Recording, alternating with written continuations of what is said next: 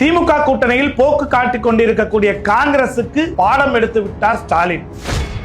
தாவேகா பக்கம் காங்கிரஸை கொண்டு செல்ல வேணுகோபால் போட்ட அனைத்து திட்டத்தையும் ராகுலிடம் வெட்ட வெளிச்சமாக்கி விட்டார் ஸ்டாலின்.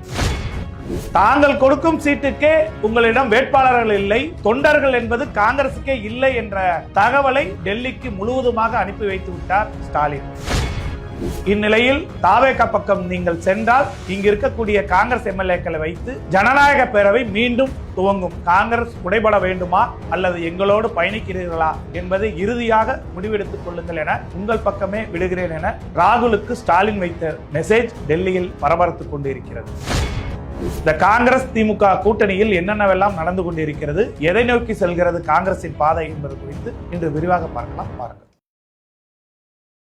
திமுக கூட்டணியில் காங்கிரஸ் இழுபறிக்கு என்ன காரணம், என்னதான் நினைத்துக் கொண்டிருக்கிறது காங்கிரஸை இழுத்து பிடிப்பாரா ஸ்டாலின் என்ற கேள்விகள் தான் இன்றைய அரசியலின் முக்கிய தாக்கமாக இருக்கிறது. காங்கிரஸ் தங்களுக்கு 49 சீட்டு வேணும், 35 சீட்டு வேண்டும், உள்ளாட்சியில் பங்கு வேண்டும், அதாவது கூட்டுறவுத்துறையில் எத்தனை சீட் கொடுப்பீர்கள், ராஜ்யசபாவில் எங்களுக்கு இடம் கொடுக்க வேண்டும் என்றெல்லாம் வரிசையாக கோரிக்கைகளை வைத்து டெல்லியிலிருந்து ஒரு கடிதத்தை கொண்டு வந்து ஸ்டாலினிடம் கொடுத்திருக்கிறார்கள். அந்த கடிதத்தை பார்த்தவுடன் ஸ்டாலின், நீங்கள் கூட்டணியில் நீடிப்பதற்கான அறிகுறி எதுவும் இதில் தெரியவில்லை, காங்கிரஸில் ஒதுக்கப்படும் தொகுதிகளுக்கு வேட்பாளர்களை ஒதுக்குவதற்கே உங்களால் முடியவில்லை, அங்கு உங்கள் வேட்பாளர்களுக்கு உழைப்பதற்கு திமுகவினர் தான் மெனக்கட வேண்டியது இருக்கிறது, உங்களுக்கான கட்டமைப்பு தமிழகத்தில் இல்லை, இதுவரை இவ்வளவு சீட்டுகளை கேட்க இவ்வளவு லிஸ்டை போடக்கூடிய அளவிற்கு இல்ல காங்கிரஸ் கட்சி என்ன கட்சியை வளர்ப்பதற்கு தமிழகத்தில் செய்துள்ளீர்கள் என்பதை தெரியப்படுத்துங்கள் என்று வைத்த ஸ்டாலினின் கேள்வி கணைகள் வேணுகோபாலை துளைத்தெடுத்தது.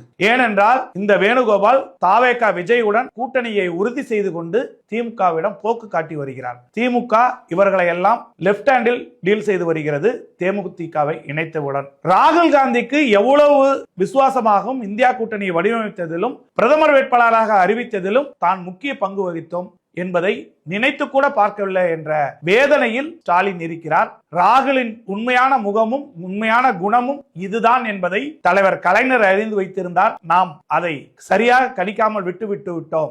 ஆட்சியில் இருந்த பொழுதே இவர்களை எல்லாம் அடக்கி வைத்திருக்க வேண்டும் என்று ஸ்டாலின் இப்பொழுது நினைத்து வருகிறார். வேணுகோபால் எப்படியாவது தாவேகாவுடன் காங்கிரஸை இணைத்து விட வேண்டும், அதன் பேரில் கேரளாவில் தான் முதலமைச்சராகிவிட வேண்டும், அதன் பின்பு காங்கிரஸ் என்ன நிலைக்கு ஆனாலும் அதை பற்றி அவர் கவலைப்படுவதற்கு தயாராக இல்லை. இதுதான் உண்மையாக ராகுல் தலைமையில் இயங்கி வரும் காங்கிரஸ் கட்சியின் உண்மை நிலவரம்.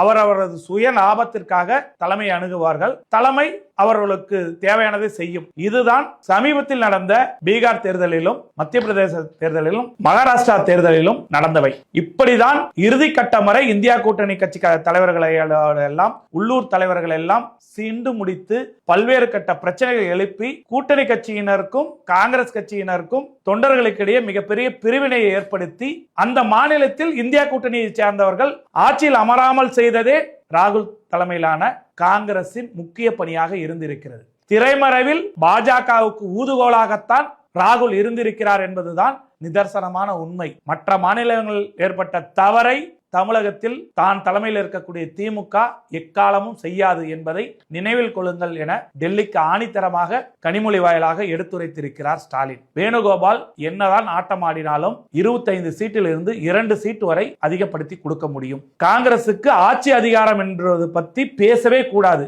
உள்ளாட்சி மற்றும் கோஆபரேட்டிவ் வாரிய பதவிகள் குறித்து ஆட்சி அமைத்த பிறகு பார்த்துக் கொள்ளலாம். இப்பொழுதும் தங்களுக்கு கொடுக்கக்கூடிய இடங்களில் போட்டியிட வேட்பாளர்கள் இருக்கிறார்களா, அதை கூறுங்கள் என்றுதான் ஸ்டாலின் கூறியிருக்கிறார். அல்லது நீங்கள் தாவேகாவுடன் கூட்டணி அமைப்பதா என்றால் தாராளமாக சென்று விடுங்கள், அதற்கு திமுக சார்பில் எந்த விதத்திலும் நாங்கள் உங்களை தாங்கி பிடிப்பதாக இல்லை என்பதையும் ஆணித்தரமாக ஸ்டாலின் கூறிவிட்டார். அதுவும் இல்லாமல் காங்கிரஸ் சென்றாலும் தேமுதிகவெல்லாம் வைத்து சமாளித்து விடலாம் என ஸ்டாலின் போட்டு வைத்திருக்கக்கூடிய கணக்கு காங்கிரசுக்கு பேரிடியாக இணைந்துள்ளது.